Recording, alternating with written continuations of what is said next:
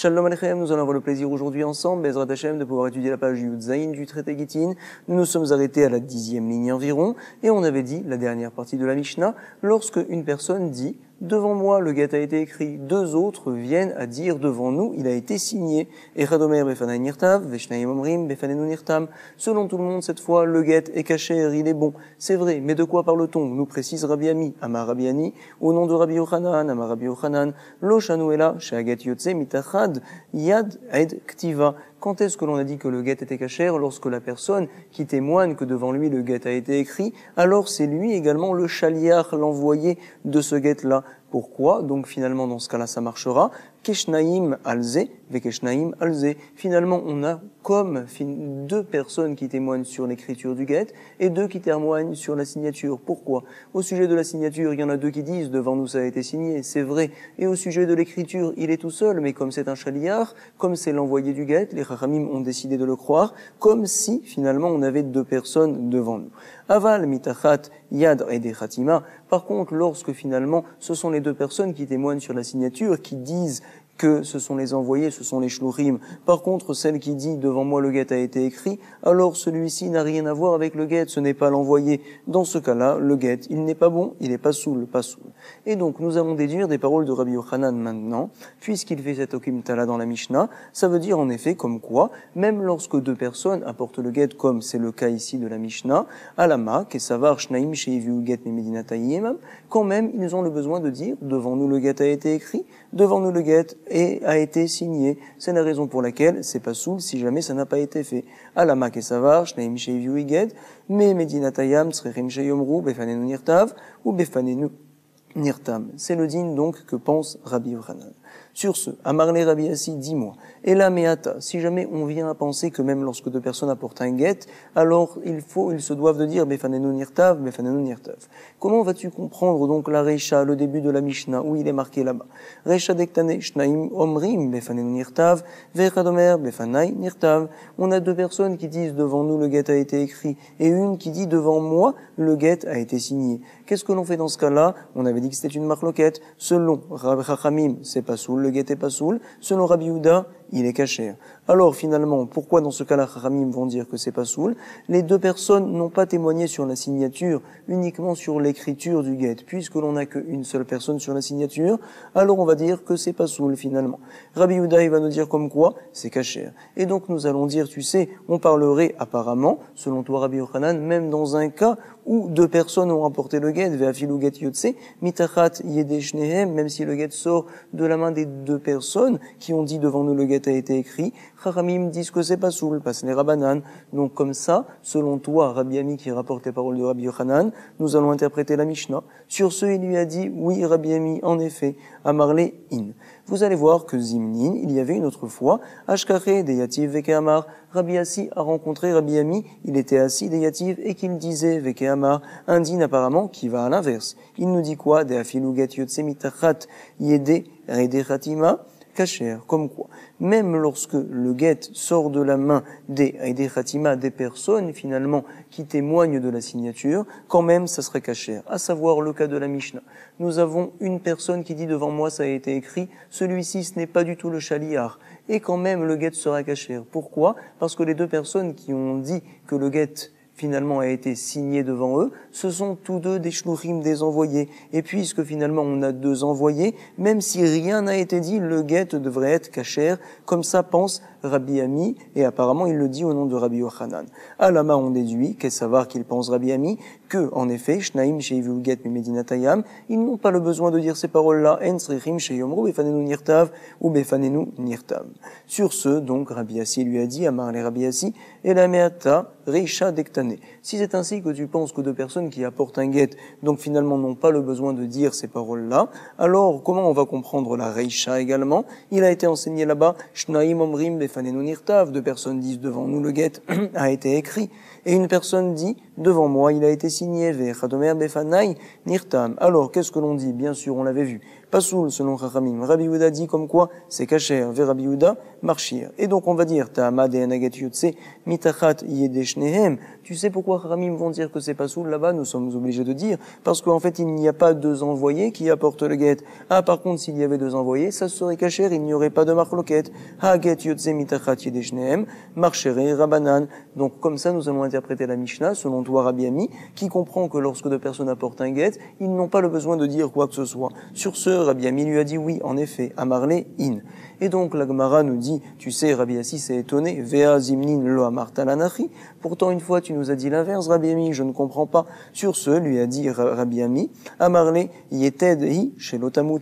C'est donc comme un yeted, on va dire, un poteau, comme ça, une poutre, chez l'otamut qui ne bouge pas. Tiens, mon dernier pshat, et Behemet, j'ai raison sur celui-ci, comme quoi deux personnes qui viennent à apporter un get n'ont pas le besoin de dire Befanenu nirtav, Befanenu nirtam. Ça va très bien apparemment, selon l'opinion de Rava qui dit que tout le problème c'est en fait le kiyum du get. Ne t'inquiète pas ici, même si le mari vient se plaindre, on a donc ces deux personnes-là qui pourront témoigner que les signatures sont bonnes, comme ça nous avait expliqué Rashi à l'époque.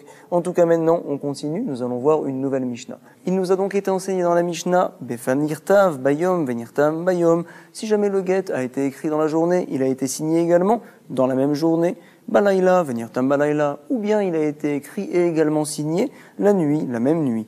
Balaïla, venir tam Bayom, on sait que Vayehi Rev, Vayehi Boker, Yom Echad, à savoir que dans la Torah, une journée commence par la nuit, et donc le jour qui vient à suivre, en fait, c'est tout considéré, ces 24 heures-là, comme étant la même journée. Par exemple ici, le get a été écrit le soir, il a été signé le jour, c'est bon aussi, kasher. Beyom, venir tam Balaïla, par contre, si jamais le get a été écrit dans la journée, il a été signé le soir, mais ça y est, ça n'est plus le même jour, la date a changé, alors pasoul, le get est pasoul. Pourquoi? On expliquera une telle chose. Le get, donc, doit être écrit et signé le même jour selon Chachamim. Rabbi Shimon n'est pas d'accord, lui, qu'est-ce qu'il dit? Marchir, je dis comme quoi c'est kasher. Shaya, Rabbi Shimon, Omer, que disait Rabbi Shimon? Kol, Agitim, Shenirtevu, Bayom, quand on parle de get, on parle donc d'acte de divorce, mais également le lachon get peut s'attribuer à différentes affaires, on va dire des prêts, des ventes, etc. Kol agitim shenirtevu bayom, tous les contrats qui ont été écrits dans la journée, venirtemu balayla, et qui ont été signés pas à la même date le soir, alors psoulin, ils ne sont pas cachers, sauf rutz minitenashim, sauf les guettes pour les femmes, les actes de divorce. On voit Rabbi Shimon qui dit que c'est cacher. En tout cas, l'Agmara maintenant va nous rapporter tout de suite la raison pour laquelle Chachamim ont décidé que l'on se doit de marquer la date lorsque l'on fait un get. Itmar. Mipnema tiknuzman begitin. Nous allons expliquer deux avis. Celui de Rabbi Yochanan tout d'abord, Rabbi Yochanan Amar, Mishum batachoto, à savoir quelqu'un est marié avec la fille de sa sœur. Finalement, la fille de sa sœur a fait une erreur, elle est partie avec un autre homme entre-temps. Alors, on doit la punir au Beddin, elle doit être chayevet mita. Donc le mari, alors il la prend en miséricorde, il décide, pour pouvoir la sauver, de lui faire tout de suite un acte de divorce, un get, sans y marquer dessus la date. Et donc plus tard, elle, lorsque elle ira devant le Beddin, marquera une date antécédente. Elle va marquer comme quoi elle était divorcée il y a déjà un mois, il y a 2 mois. Et quand elle ira au Beddin, elle dira, mais vous voyez, j'étais déjà divorcée lorsque j'ai fauté. Les témoins témoignent que j'étais avec monsieur tel jour, mais j'étais déjà divorcée. Donc puisqu'on a peur d'une telle chose, alors donc Chachamim ont décidé qu'on se doit, lorsqu'on divorce, lorsqu'on remet le get à madame, d'écrire justement la date. Mishum batachoto. Voici Rabbi Yochanan, Resh Lakish n'est pas d'accord, il pense lui. Resh Lakish amar Mishum perot, à savoir comme quoi, lorsque madame vient se marier, elle donne entre les mains de son mari 2 choses. Ce qu'on appelle nirse, son barzel. Du barzel, c'est comme du fer. À savoir donc, madame donne à son mari des biens, ça vaut 1000 shekels. Toi, monsieur, quand tu viendras à me divorcer, tu te devras également de me passer une valeur de 1000 shekels. Ça ne bouge pas. Il y a également ce qu'on appelle son nirse milog. Je te donne un terrain. Lorsque, par exemple, tu me divorceras ou bien je viendrai à être veuve, alors voici que ce terrain-là me reviendra. Si jamais tu l'as vendu entre-temps, alors c'est une bonne vente, il n'y a rien qui me revient. Si jamais ce terrain-là, donc tu as fait pour pousser des fruits, les fruits vont me revenir aussi également moi. Le jvar du terrain va me revenir, ce qu'on appelle nirse milog. En tout cas, On doit savoir comme quoi quelqu'un qui vient à divorcer sa femme n'a pas la possibilité par la suite de pouvoir vendre les nirsémilogues. En effet, il se doit de les donner à madame. Si jamais il les a vendus, madame pourra partir voir les acheteurs et donc aller les chercher là-bas. En effet, ils sont hypothéqués désormais à madame. C'est la raison pour laquelle on doit savoir précisément quand est-ce que le guet a été fait et que madame a été divorcée, on va dire. Alors on écrit la date, c'est la raison, comme ça nous dit Resh Lakish, que les Chachamim ont fixé, qu'on se doit de mettre la date sur le guet. Resh Lakish Amar, Mishum Perot. En tout cas, on va expliquer pourquoi Resh Lakish ne tient pas comme Rabbi Yochanan tout d'abord. Resh Lakish, Maïta Amalo Amar qui Rabbi Yochanan, il va te dire, tu sais, donc des actes de znout, des relations interdites, c'est pas quelque chose qui est fréquent, donc ce n'est pas une raison assez importante pour que les Chachamim viennent à fixer de marquer la date sur le guet. Donc, Lo Amar ki Rabbi Yochanan, Amar Lecha, tu sais ce qu'il va te dire Resh Lakish, znout, lo shriche, c'est pas quelque chose qui est shariar, une telle chose. C'est la raison pour laquelle les Chachamim, on peut pas dire qu'ils ont fixé la date pour cette raison-là. Rabbi Yochanan, lui, pourquoi ne tient-il pas comme Resh Lakish? Rabbi Yochanan Maïta Amal Lo Amar ki Resh Lakish. On nous répond que savar, Yesh Labal Perot, Ad Shahat Anetina. Ça ne change rien finalement qu'on écrit la date sur le papier ou pas, parce que de toute manière, la date qui compte pour nous, ce n'est pas la date qui est marquée au moment duquel on a écrit le guet, c'est la date au moment où madame a reçu ce guet-là entre les mains. C'est cette date-là, justement, qui va nous intéresser. Donc de toute manière, la date marquée sur le papier, ça ne change rien quand madame ira prendre finalement les terrains. Ils vont dire, mais c'est vrai, le guet a été marqué, mais qui nous dit comme quoi tu as été divorcé également ce jour-là, peut-être tu as été divorcé quelques mois après, et donc le terrain ne te revient pas, madame. Donc finalement, ça ne sert à rien. C'est la raison pour laquelle il n'y a pas de takana d'écrire le zman pour cette raison-là. Comme ça nous rapporte la Gemara. Encore une fois, Rabbi Yochanan Maïta Amalo Amar ki Resh Lakish, que ça va. Yesh Labal Perot, le mari mange les fruits, on va dire, à savoir qu'il peut vendre les nifséminog, à Tchat, Netina, jusqu'à ce que le guet soit donné. Point. La Gemara maintenant va analyser la suite. Bishelima, les Resh Lakish, je comprends selon Resh Lakish. Alors donc, on voit très bien la marloquette entre Rabbi Shimon et Chachamim dans notre Mishnah. Mishumari, Kam et Racher, Rabbi Shimon. À savoir, nous allons lire ensemble Bezrat Hashem, le Rashi qui se trouve à la 3e ligne, à gauche dans les Rashi. Mishumari, Meracher, Rabbi Shimon, Beget, Mugdam. Il dit comme quoi un get, même si finalement la date qui a été écrite, c'est une date antérieure, comme on l'avait vu lorsque les témoins ont signé que le lendemain, il avait dit comme quoi c'est caché Rabbi Shimon. Pourquoi? Kede Amar Lekaman, Kesava Rabbi Shimon, Kivan Shenatan Ainav le Garsha, puisque le mari a décidé de la divorcer et qu'il a écrit un get pour cela, alors déjà, même s'il ne lui a pas encore donné le get, ça y est, déjà, il n'a plus le droit de vendre les nirsémilogues. Chouv, enlo, perot. C'est la raison pour laquelle il car, im atia les mitraf les kuchot, si jamais madame vient justement à prendre donc les terrains, alors des perot, miyom ketiva. Tout dépend du jour où le get a été écrit. Le mari qui décide de divorcer sa femme et qui écrit le get, depuis ce jour-là, déjà, il ne peut plus vendre les nirsémilogues, même si le get ne sera donné que beaucoup plus tard. C'est la raison pour laquelle également, même si les témoins ont signé donc 2 ou 3 jours après, ça ne va rien nous changer. Ce qui compte pour nous, c'est l'écriture du get, et c'est la marloquette entre Rabbi Shimon et Chachamim. Chachamim, eux, ne sont pas d'accord. Ils tiennent comme quoi, tant que monsieur n'a pas divorcé madame apparemment, alors il a le droit de vendre les nirsémilogues. C'est la raison pour laquelle l'écriture du get, la signature et apparemment également le don du get doivent être faits le même jour. Comme ça donc, pour l'instant, nous rapporte la Gemara. Je le relis, Bishelema les Resh Lakish, Mishumari, Kamracher, Rabbi Shimon. Et là, les Rabbi Yochanan. Par contre, selon Rabbi Yochanan, quelle est précisément la marloquette Chachamim et Rabbi Shimon? Maïtama des Rabbi Shimon, des marchir, je ne comprends pas Rabbi Shimon. Pourquoi donc, nous dit, on va lire Rashi ensemble encore une fois. Et là, les Rabbi Yochanan environ à la 7e ligne de Rashi. De Azmar, Zman, Mishum, Batachoto, Itkan. Qui nous dit comme quoi les Chachamim vont décider de mettre un Zman, de mettre une date, par rapport au fait qu'on a peur que le mari vienne à protéger la fille de sa sœur. Alors, Maïtama des Rabbi Shimon des Marchir, nous dit Rashi. Hazimnin des Anei, Veotoyom, Veodena et Shatish. Pourquoi? Parce que c'est possible qu'une fois madame, elle va avoir une relation interdite ce jour-là où le guet a été écrit, Veodena et Shatish, et finalement elle était encore mariée parce qu'elle n'a toujours pas donc reçu le guet des Kolzman chez l'Onirtam, tant que le guet en effet n'a pas été signé, alors madame ne peut être divorcée, l'Onitanla, et donc, Ukeshemeidim al-Znuta, Motsia, Gita, Vekatuvbo, Meotoyom, Veomeret Gerusha Yiti. On devrait avoir peur donc finalement comme quoi, lorsque madame va venir au Beddin, elle va dire, voici, j'ai été divorcée le 1er janvier, mais il y a un problème, les témoins, ils ont signé que 3 jours après, le guet ne t'a été remis que le 3 ou 4 janvier, toi, tu as fauté le 2 janvier, donc finalement, on a peur d'une telle chose. Comment est-ce possible que Rabbi Shimon dit que c'est kasher? C'est la question de la Gemara. Et là, les Rabbi Yochanan, Maïtama, des Rabbi Shimon, des Marchir. Sur ce, Amar Lecha Rabbi Yochanan, Aliba des Rabbi Shimon, Lo, Amina. Béhémet, selon Rabbi Shimon, je ne dis pas une telle chose. À savoir, nous allons lire également, Rashi, c'est important.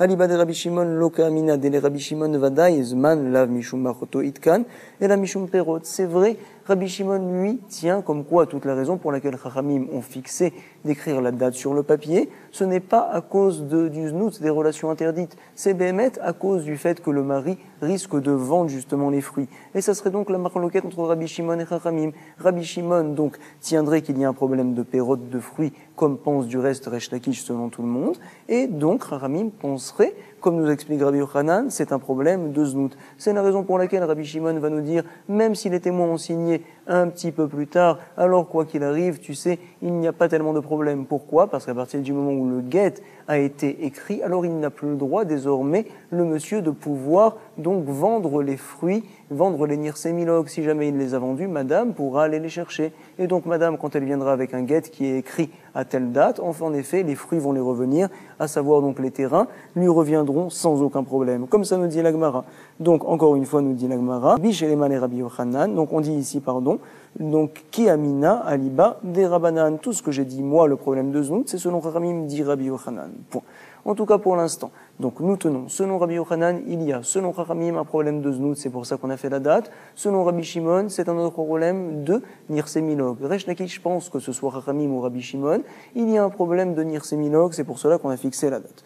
Maintenant, la Gemara va faire revenir la question en inverse. Selon Rabbi Yochanan, je comprends très bien la marloquette, Chachamim et Rabbi Shimon, Bichelema et Rabbi Yochanan, Hayenu deika, voici donc la différence qu'il y a entre Rabbi Shimon et Chachamim, ben Rabbi Shimon, les Rabbanan. Par contre, selon Resh Lakish, je ne comprends pas, les deux en effet pensent le problème de Nirsémilogue et le Resh Lakish, Maïka ben Rabbi Shimon, les Rabbanan.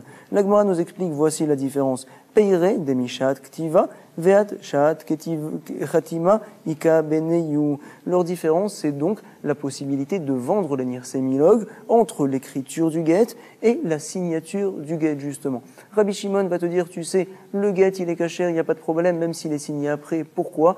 Parce que de toute manière, madame, donc, peut aller chercher tous les terrains qui ont été vendus après l'écriture. Dès que le mari écrit le guet, ça y est, il ne mange plus les fruits, donc à savoir qu'il ne peut plus profiter des terrains de madame.